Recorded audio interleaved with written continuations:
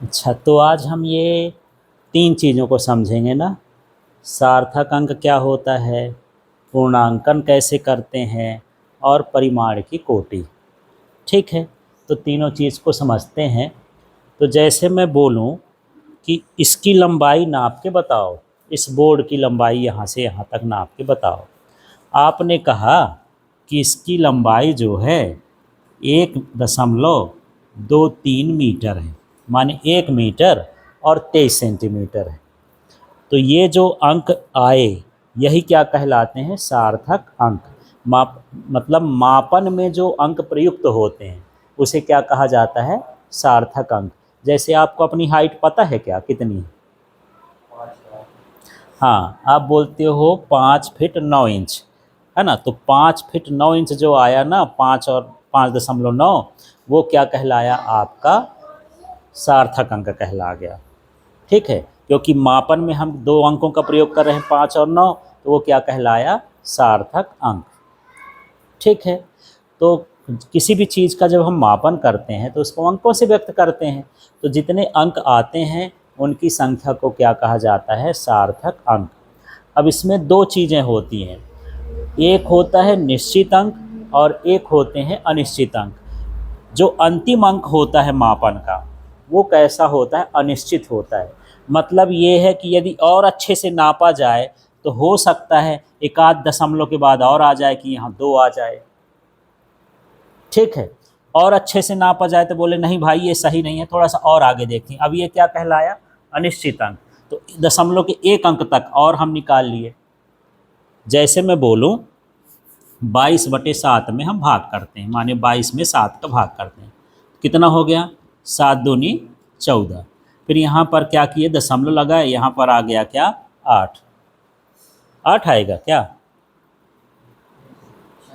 ये 3 बार गया ना यार, 7 त्रिक 21। अब यहाँ पर इसको घटाए तो कितना आ गया, 1 आ गया। यहाँ दशमलव लगाए 0, 7 1 कम 7, ये कितना हो गया, 3। कितने सार्थक अंक हैं, 2। ये वाला कैसा कहलाएगा, निश्चित कि अनिश्चित, अनिश्चित, क्योंकि इसके आगे कुछ और आ सकता है। जैसे अब मैं यहाँ पर ये 3 उतारा, यह 0, अब भाग करो, 7 चौक 28। ठीक है, अब इसको घटाओगे कितना आ गया, 2। क्या पूरा भाग गया, ये वाला अंक क्या कहलाएगा, अनिश्चित, क्योंकि इसके आगे अभी और आ सकता है। ठीक है, ये 0 उतारा, 7 दूनी 14, ये 4 हुआ, अब कितना आ गया, 6। ये कौन सा अंक कहलाएगा, अनिश्चित, क्योंकि इसके आगे अभी और आ सकता है। ठीक है, तो जो अंतिम अंक होता है मापन का उसको क्या माना जाता है, अनिश्चित अंक। तो अब सार्थक अंक की परिभाषा क्या हो गई, सार्थक अंक किसे कहते हैं, मापन में प्रयुक्त निश्चित और अनिश्चित अंकों की संख्या को सार्थक अंक कहते हैं। हाँ सुनाओ तो क्या, मापन में प्रयुक्त निश्चित और अनिश्चित अंकों की संख्या को सार्थक अंक कहते हैं। ठीक है, अब यहाँ सार्थक अंक के कुछ नियम भी हैं कि किसको सार्थक अंक मानेंगे। जैसे मान के चलो कोई भी संख्या है जिनमें शून्य नहीं है, कोई संख्या जिसमें शून्य नहीं है, जैसे मान लीजिए 23.45 में लिखा, तो इसमें सार्थक अंकों की संख्या कितनी हो गई, 1 2 3 4। इसमें कितने सार्थक अंक हो गए, 4। समझ में आ रहा है। अच्छा तो बताना यार, अब कितने होंगे, 23 45, अब कितने होंगे, इसमें भी कितने हैं, 4। ठीक, जब शून्य ना हो तो सभी अंक जितने आते हैं सभी क्या कहलाते हैं, सार्थक अंक कहलाते हैं, है ना। अब ऐसा मान लेते हैं कि आपके पास है 0.0, एक चीज़ और मान लेते हैं पहले, यदि संख्याओं के बीच में शून्य होता है, जैसे 2.304, ठीक, तो इस शून्य को भी सार्थक अंक में गिनेंगे। ये संख्या के बीच में आ गया ना, तो 1 2 3 4। ठीक, और आगे यदि हम लिख दूँ यहाँ, तो इसमें कितने सार्थक अंक हो गए, 5। यदि बीच में शून्य आएंगे तो सभी शून्यों को क्या माना जाएगा, सार्थक अंक। तो बताओ इसमें क्या हो जाएगा यार, 2.0005। इसमें सार्थक अंक कितने हो गए, 1 2 3 4 5, ये सार्थक अंक है। माने दो संख्या है और दो संख्या के बीच में क्या आ जाए, शून्य आ जाए, तो सभी को हम क्या गिने, सार्थक अंक। तो देखो बिना शून्य वाली संख्या को सार्थक अंक गिनते हैं, और यदि अंकों के बीच में शून्य आ जाए तो उसको भी क्या गिनते हैं, सार्थक अंक। अब ऐसा मैं लिख दूं यार, इसी को 0.0005। अब इसमें सार्थक अंक कितने हैं? इसमें इधर के शून्य को नहीं गिना जाता है, इधर के शून्य को नहीं गिना जाता है। संख्या के ये जो बाईं ओर शून्य होते हैं, उधर के शून्य को नहीं गिनते हैं, यदि संख्या ना हो तो। यदि संख्या के बीच में आ जाएंगे तब शून्य गिनेंगे। अब इधर संख्या है क्या, नहीं है, तो इन शून्यों को नहीं गिनेंगे। इसमें सार्थक अंक कितने रहेंगे, सिर्फ क्या रहेगा, एक रहेगा। ठीक है। अब ऐसा भी हो सकता है कि 0.050 हो जाए। अब इधर भी ये इधर संख्या है, अंतिम में क्या, अंतिम में संख्या नहीं है, तो भले नहीं है, ये बाईं ओर के जो शून्य होते हैं उनको गिना जाता है। इसमें कितने सार्थक अंक हैं, 2, एक शून्य और लगा दिया, अब कितने हो गए, 3। इधर के शून्य नहीं गिनेंगे, इधर के शून्य गिनेंगे संख्या के बाद। ठीक है। इसमें सार्थक अंकों की संख्या कितनी हो गई, 3 हो गई। अब ऐसा लिख दूं 2 3 5 0। ठीक, तब भी इस इधर के शून्य को हम गिनेंगे और सार्थक अंक कितने हो जाएंगे, 4 हो जाएंगे। क्लियर हो गया। तो इस तरह से हम किसी भी संख्या में सार्थक अंकों की गणना कर सकते हैं और सार्थक अंक को गिन सकते हैं। तो अब अंतिम में परिभाषा ये हो गया निश्चित संख्या, और लास्ट वाली क्या होती, अनिश्चित संख्या। तो निश्चित संख्या मापन में निश्चित संख्या और अनिश्चित संख्या के योग की संख्याओं को हम क्या कहते हैं, सार्थक अंक। फिर से देख लेते हैं, ये कौन सी संख्या है, निश्चित, और ये कौन सी संख्या, अनिश्चित, और ये ऊपर का जो मान दिया है वो क्या है, मापन। मापन में निश्चित संख्या और अनिश्चित संख्या को सार्थक अंक कहते हैं। ठीक है, याद हो गया क्या, मापन में निश्चित संख्या और अनिश्चित संख्या को सार्थक अंक कहते हैं। ठीक, तो मैं कुछ एग्जाम्पल देता हूँ। यदि कुछ ऐसा भी हो, मान लो ऐसा लिखा हो कि 6.2 गुणे 10 की घात 25 हो, फिर ये 6.3 गुणे 10 की घात -10 हो। अब इसमें पूछता है कि इसमें सार्थक अंक कितने हैं, तो कितने हैं सार्थक अंक, इसमें ये हैं सिर्फ 2। इसमें भी कितने सार्थक अंक हैं, सिर्फ 2। घातों को हम सार्थक अंक में नहीं लेते हैं। 10 की घात यदि है ना, तो 10 की घात को हम सार्थक अंक में नहीं लेंगे। ठीक है। अब मान लो कुछ गुणा करते हैं, जैसे 2.2 का गुणा 2.34 में किए। इधर बड़ी संख्या कर लेता हूँ, 2.24 गुणे 2.2 कर लिए। ठीक है, इसका हम गुणा कर रहे हैं, तो बताओ यार ये कितना हो गया, 2 चौको 8, 2 दूनी 4 और 2 दूनी 4। फिर इसमें हो जाएगा क्या, 2 चौको 8, 2 दूनी 4, 2 दूनी 4, ये कितना 8, 8 4 12, 4 4 8 1 9, और ये 4 कितने अंक बाद, 3 अंक बाद, 4.928 आ गया। अब इसको बोला कि इसका गुणा सार्थक अंक में लिखो। इसका गुणा किस में लिखना है, सार्थक अंक। तो इसके गुणे को ऐसा लिखेंगे कि इनको पहले देख लेंगे कि कितने सार्थक अंक हैं, जिसमें कम अंक होंगे उसमें उसका आंसर दिया जाएगा। जैसे देखो यहाँ पर कितने अंक हो गए, 3, यहाँ पर कितने हैं, 2, इसमें कम कौन है, 2 है, तो इसका उत्तर कितने अंक वाला चाहिए, 2 अंक वाले। ये उत्तर सही नहीं है, इसको सिर्फ क्या लिखेंगे, 4.9, बाकी छोड़ देना होता है, राउंड ऑफ कर देते हैं, राउंडिंग आप अभी समझेंगे। ठीक, ये लाइन क्लियर हो गई कि यदि हम किसी संख्या का गुणा करते हैं, भाग करते हैं, जोड़ते हैं या घटाते हैं, तो उसका उत्तर ऐसे देना है कि उसमें जितने भी जोड़ते घटाते हो उनमें से जिनमें सबसे कम सार्थक अंक होंगे उसका उत्तर उसमें दिया जाएगा। ठीक है,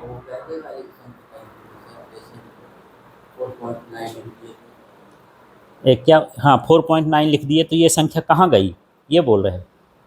हाँ, तो इसको छोड़ देते हैं, इसको राउंडिंग ऑफ, अभी राउंडिंग ऑफ करेंगे। यदि ये 5 से कम है तो इधर नहीं बढ़ाएंगे, अब 5 से ज़्यादा होता है तो एक आध इसमें बढ़ा देते हैं, एक अंक इसमें क्या करते हैं बढ़ाते हैं, राउंडिंग ऑफ करके छोड़ते हैं। ठीक है, अब समझो थोड़ा सा ऐसा मैं और एग्जांपल लूँ क्योंकि आप लोग को कन्फ्यूजन हो गया। मान लो 4.48536 और गुणे कितना हो गया 2, है ना। अब इसका गुणा कर देते हैं, चलो बताओ। 2 छक्का 12, 2 तिहाई 6 1 7, 2 पंचे 10, 10 की 0, 2 अट्ठे 16 1 17, 2 चौको 8 1 9 और 2 चौको 8। और इतने अंक बाद क्या लगा दिए, दशमलव लगा दिए। अब इसको कितने अंकों में व्यक्त करोगे? नहीं, इसमें कितने अंक हैं सार्थक अंक? 1 2 3 4 5 6, कितने हो गए यार? 6। हाँ, तो इसमें 6 है, इसमें कितने हैं? 1 है। तो कितने अंकों में इसको व्यक्त करोगे? 1 अंक। इसका उत्तर ये अभी गड़बड़ है, साइंस के हिसाब से क्या है? गड़बड़ है। तो हम क्या करेंगे, इस 2 को हटाएंगे। ठीक है, अगले स्टेप में 2 को हटाने पर इधर कोई फर्क नहीं पड़ेगा। फिर क्या हटाओगे? 7। तो 7 5 से ज़्यादा है ना, 7 क्या है? 5 से ज़्यादा। तो यहाँ शून्य में 1 जोड़ देंगे, तो यहाँ पर क्या हो जाएगा? इसको हटाएंगे तो कितना हो गया? 1। अब इस 1 को हटाओगे तो ये क्या रहेगा? 7 रहेगा कि 8 हो जाएगा? नहीं, ये 5 से कम है तो क्या रहेगा? 7। 5 से कम रहेगा तो इधर घटाएंगे जोड़ेंगे कुछ नहीं। अब 5 से ज़्यादा रहेगा तो 1 क्या करेंगे? बढ़ा देंगे। तो इसके पहले की संख्या देखना है। इसके पहले की संख्या क्या है? 1। 5 से बड़ी है कि छोटी है? छोटी है, तो इसको सीधे हटा दो, कोई फर्क नहीं पड़ेगा। ठीक, अब 7 को हटाना है तो फिर देखना है कि ये 5 से बड़ा है कि छोटा है? बड़ा है, तो बड़ा है तो 1 इसमें जुड़ जाएगा, तो ये 9 1 कितना हो जाएगा? 10। और 10 की हासिल 1 आएगी तो क्या हो जाएगा? 9.0। समझ में आया? इसका 7 छोड़े, इसकी जगह पर क्या लिखेंगे? इसमें 1 जोड़े, तो 9 1 10 हो गया, 10 की 0 हो जाएगा, इसकी ये हो गया। अब ये आंसर सही नहीं है। अब इस 0.0 को भी हटाओ, तो 0 को हटाओगे तो घटेगा बढ़ेगा? कुछ नहीं घटेगा। तो इसका आंसर कितना हो गया? 9 हो गया। ऐसे, ठीक है। तो इसका उत्तर सार्थक अंक में ही व्यक्त करते हैं। आप गुणा करें चाहे भाग करें, जिसमें कम सार्थक अंक होगा तो कम सार्थक अंक वाली को ही उत्तर देंगे, तो कम सार्थक अंक में वाली संख्या के हिसाब से देंगे। ठीक। अब हम समझते हैं क्या? पूर्णांकन, जिसको बोलते हैं राउंड ऑफ। अभी मैं छोटा छोटा करके बताया ना सार्थक अंक का। चलो शुरू से फिर से बता देता हूँ। सार्थक अंक सबसे पहले ये है कि यदि शून्य संख्या नहीं है तो सभी संख्या है, हाँ गुणा वाला भर या भाग वाला ही बता देता हूँ एक बार। गुणा वाला, चलो ठीक है, कोई संख्या बोल दो। ठीक है, 4 6 8 ये संख्या हो गई। ठीक है, अब कोई इधर का किससे गुणा कर दूं? 2 अंक वालों से कर दूं। मान लो यहाँ पर मैं कर देता हूँ 24 का गुणा इसमें कर देता हूँ। इसमें कितने अंक हैं? 3। इसमें कितने अंक हैं? 2। उत्तर आएगा तो कितने अंक में दोगे? 2 अंक में, क्योंकि इसका सार्थक अंक क्या है? कम। ठीक है, तो उत्तर उसमें दिया जाता है जिसका सार्थक अंक क्या हो? कम हो। अब इसका गुणा कर लेते हैं। 4 अट्ठे 32, अब 4 छंग 24 और 3 27, 4 चौको 16 2 18, फिर 2 अट्ठे 16, 2 छक्का 12 1 13, 2 चौको 8 1 9, ये हुआ 2 7 6 13, 8 3 11 1 12 और 9 1 10 1 11। इतने अंकों का आ गया। अच्छा, अब आंसर कितने में देना है? 2 अंकों में, मतलब यहाँ तक बचाना है, तो इधर से छोड़ते जाएंगे। ये अंतिम में क्या लिखा है? 2। तो क्या इसमें 1 बढ़ेगा? क्या नहीं बढ़ेगा। कब बढ़ता है? जब यहाँ 5 से बड़ा हो। ठीक है, तो मैं इसको 2 को सीधे हटा दिया, कोई फर्क नहीं पड़ेगा। फिर इसको भी हटाना है, 3 को। 3 को भी क्या करना है? हटाना है। इसको 2 अंक तक लाना है ना। 3 को हटाओगे तो इधर जोड़ूं 1 की ना जोड़ूं? हाँ, 5 से है तो ये 3 हट गया, इधर कुछ नहीं जोड़ा। अब मुझे 2 भी हटाना है, तो इधर आगे जुड़ेगा कि नहीं जुड़ेगा? नहीं जुड़ेगा, क्योंकि ये भी क्या है? 5 से कम है। इसको भी छोड़ दिए। इसका उत्तर क्या मानोगे? 11, ऐसा कहलाता है। ठीक है, अब पूर्णांकन समझते हैं। तो जो अभी मैं बता रहा था ना, वही पूर्णांकन कहलाया। यदि 5 से अधिक है तो 1 जो है उसके पहले वाली संख्या में जोड़ देते हैं, और यदि 5 से कम है तो कुछ नहीं करते हैं। ठीक है। तो पूर्णांकन का मतलब है कि बहुत बड़ी संख्या को हम क्या करेंगे, छोटा करेंगे। तो छोटा करते समय 5 से बड़ा है तो उसके पहले वाली संख्या में 1 जोड़ेंगे, 5 से छोटा है तो उसके संख्या में कोई प्रभाव नहीं पड़ेगा पहले वाली संख्या में।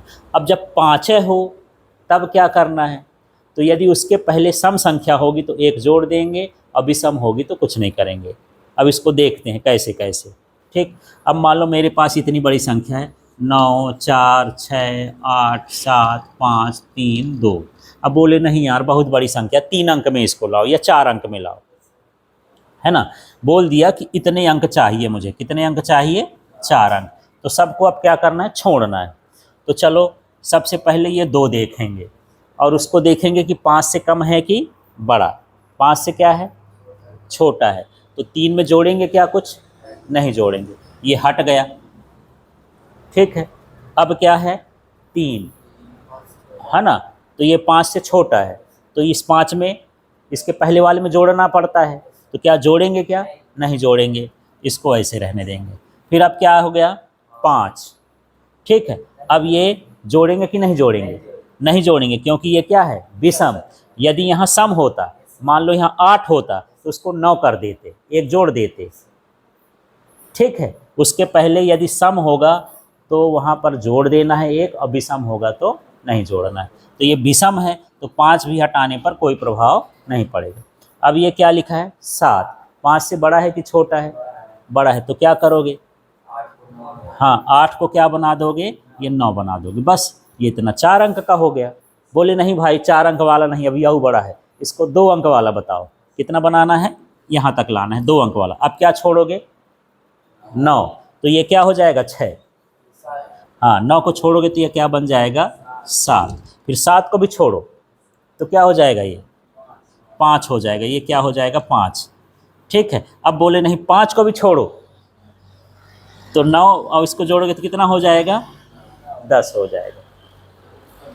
5 को छोड़ 9 1 जोड़ेंगे तो कितना हो जाएगा, अच्छा विषम है, हाँ ठीक ठीक है, ये विषम है तो क्या रहेगा सर, हाँ 5 है तो सम विषम भी देखना है, विषम है तो क्या रहेगा, 9 ही रहेगा। इसका ये राउंड ऑफ हो गया, जान गए। हाँ ठीक है, तो इस तरह से हमको क्या करना होता है, किसी संख्या का पूर्णांकन करना होता है। तो मुझे बताना,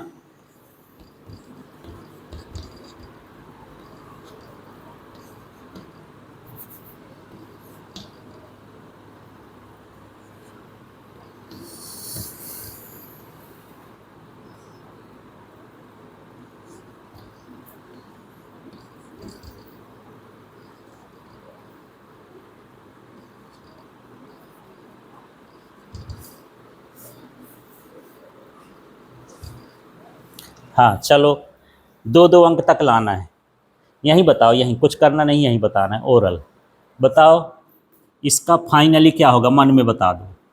सब हटाने के बाद 2 अंक में क्या लिखूंगा,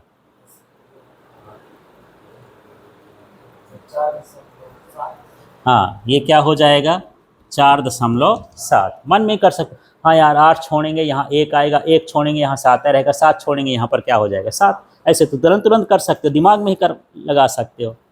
इसमें बताओ, इसमें 2 अंक मत बताओ,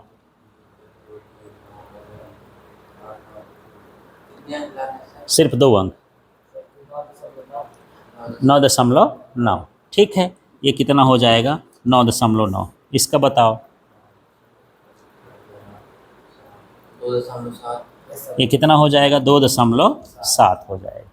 ठीक, बस यही तो पूर्णांकन कहलाता है, राउंड ऑफ कहलाते हैं। नहीं वो उसमें तो हो गया, फार्मूला लिखा है, समझ में आ गया, नोट है जैसे, अभी यूज करोगे तो सब समझ में आ जाएगा। ठीक है, अब बात करते हैं, तीसरा होता है परिमाण की कोटि।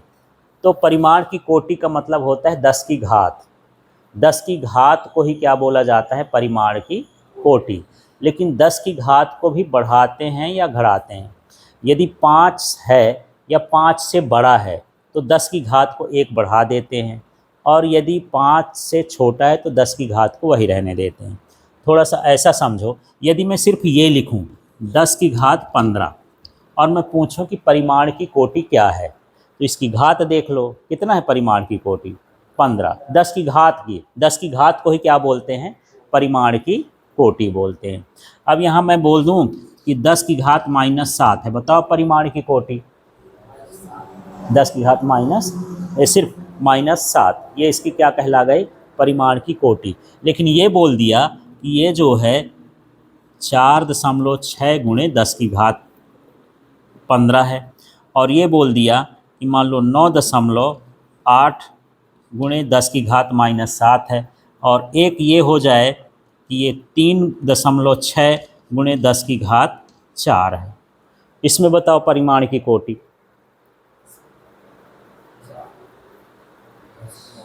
घात ही देखना है, परिमाण की कोटि कितनी है, तो पहले इसको राउंड ऑफ करोगे, इसको बदलोगे। यदि ये भर घात भर लिखा है तब तो सीधा सीधा हो गया, अब गुणे में भी लिखा है तब कैसे करेंगे। तब देखो 6 को हटाएंगे तो ये क्या बन जाएगा, 5। अब जब ये 5 आ गया, ये 5 से ज़्यादा हो गया तो इसमें 1 जोड़ देंगे, और फिर अब इसको भी हटा देंगे, अब ये क्या हो जाएगा, 16। संख्या है नहीं, अब विषम संख्या यहाँ नहीं देखना है, इसमें परिमाण की कोटि में सम विषम से नहीं देखना है। अब इसकी परिमाण की कोटि कितनी हो गई, 16। क्यों हो गई, जब यहाँ 5 से ज़्यादा होता है। तो चलो इसी तरह से बताओ, ये 8 हटाओगे तो क्या हो जाएगा, 10 हो जाएगा। ये 10 हो गया तो 5 से बड़ा है, तो इसमें क्या करोगे, +1 कर दोगे, कितना हो जाएगा, 10 की घात -6 +1 है ना ये। हाँ, इसमें बताओ, नहीं हाँ, ये 5 कहाँ होगा, 6 बड़ा है, 4 हो जाएगा, 5 से छोटा है, तो इसमें जोड़ोगे क्या, नहीं जोड़ोगे, क्या रहेगा परिमाण की कोटि, 4 ही रहेगा, है ना। तो ठीक है, 10 की घात को परिमाण की कोटि कहते हैं, 10 की घात को हम क्या बोलते हैं, परिमाण की कोटि। लेकिन संख्या ऐसी दी हो कि वो घात में भी हो और संख्या में भी हो, तो संख्या को पहले बदलेंगे, और यदि वो 5 से ज़्यादा है, 5 है या 5 से ज़्यादा है, तो घात में 1 जोड़ देना है, और यदि 5 से कम है तो घात में 1 नहीं जोड़ना। अब इसमें पूछ दिया 4, 6, 7, 9, 8, 3, इसकी परिमाण की कोटि बताओ। तो अब इसमें तो घात नहीं है, तो पहले इसको घात में बदलेंगे, तो ऐसा लिखेंगे 1, 2, 3, 4, 5, 5 अंक यहाँ आएंगे, तो 4.6, 7, 9, 8, 3 गुणे 10 की घात कितना हो गया, 5। ऐसा ये 10 अंक, इसके इतने अंक हम दशमलव खिसकाएंगे, यहाँ कुछ नहीं लगा ना, कुछ नहीं लगा, तो इसको क्या मानोगे कि यहाँ दशमलव लगा है, ठीक है। और उस दशमलव को हम 1, 2, 3, 4, 5, ये वैज्ञानिक संकेतन कहलाता है, वैज्ञानिक संकेतन में लिखेंगे, तो जितने अंक आते हैं उतनी घात वहाँ क्या करते हैं, लिख देते हैं। यदि मैं यहाँ से चलते चलते यहाँ तक 10 अंक तक आया, तो घात में क्या हो जाएगा, 10। अब आपका क्वेश्चन, सर यहीं दशमलव लगेगा क्या, यहाँ भी तो लगा सकते हैं, यही दिमाग में आ रहा होगा, तो 1 अंक बाद दशमलव लगाते हैं, वैज्ञानिक संकेतन कहलाता है। इस दशमलव को यहाँ भी नहीं लगाना है, इसके पहले भी नहीं लगाना है, 1 अंक तक ले जाना है, ठीक है। और उसको ले जाने में जितने अंक जाओगे वो उतनी उसकी क्या हो जाएगी, घात। तो इसकी परिमाण की कोटि क्या हो गई, नहीं, अब इसको भी हटाना पड़ेगा, है ना। तो चलो 3 हटाओगे तो 8 ही रहेगा, 8 हटाओगे तो क्या हो जाएगा, ये 10, ठीक है। अब 10 को हटाओगे तो ये क्या हो जाएगा, 8, 8 को हटाओगे तो क्या हो जाएगा, 7, 7 को हटाओगे तो क्या हो जाएगा, 5, ये हो जाएगा 5 गुणे 10 की घात 5। अब ये 5 आ गया, है ना, तो एक उसमें क्या हो जाएगा, जुड़ जाएगा, 5 को भी हटाओ तो 10 की घात क्या हो जाएगा, 6। तो इसकी परिमाण की कोटि कितनी हो गई, 6 हो गई। समझ में आ गया। तो इस तरह से हम क्या करते हैं, परिमाण की कोटि निकालते हैं। तो परिमाण की कोटि का मतलब होता है 10 की घात का जो मान होता है वही परिमाण की कोटि होता है। तो कोई संख्या दी हो तो सबसे पहले उसको वैज्ञानिक संकेतन में लिखते हैं। वैज्ञानिक संकेतन में लिखने के बाद यदि देख लेते हैं कि संख्या जो है 5 से कम है तो उसके घात में कोई प्रभाव नहीं पड़ेगा, और 5 से ज़्यादा है तो उसकी घात को 1 बढ़ा देते हैं, और वो परिमाण की कोटि कहलाता है। ठीक है। तो अब ये बताओ, जैसे आप लोग वो लिखे हो प्रकाश वर्ष और उसका मान लिखे हो 9.46 गुणे 10 की घात 15 मीटर। मैं पूछूं कि इसकी परिमाण की कोटि बताओ, कितना होगा इसे?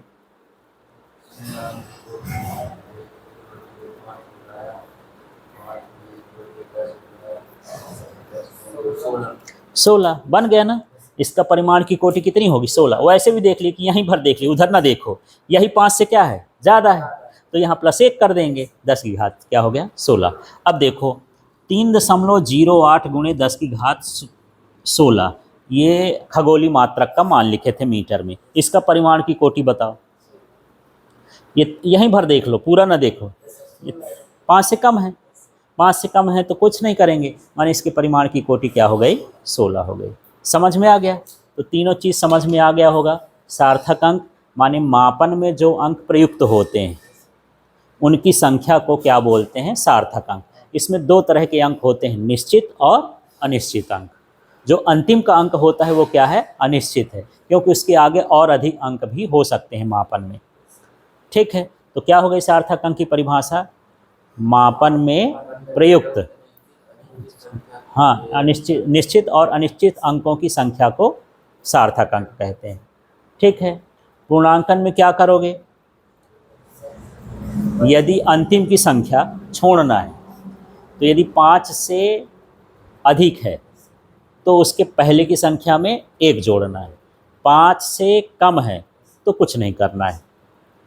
ठीक है, पूर्णांकन का ये तरीका। यदि 5 ही है तो यदि सम होगा तो 1 जोड़ देंगे उसके पहले वाली संख्या यदि सम है तो, और विषम होगा तो नहीं जोड़ेंगे। परिमाण की कोटि में 10 की घात को ही क्या बोलते हैं? परिमाण की कोटि। जितनी भी संख्या दी होगी उसको 10 की घात में हम पहले बदलेंगे, फिर यदि संख्या का मान 5 है या 5 से अधिक है तो उसकी घात में 1 जोड़ देंगे, और 5 से कम है तो फिर उसमें कुछ नहीं करेंगे। ठीक, क्लियर हो गया?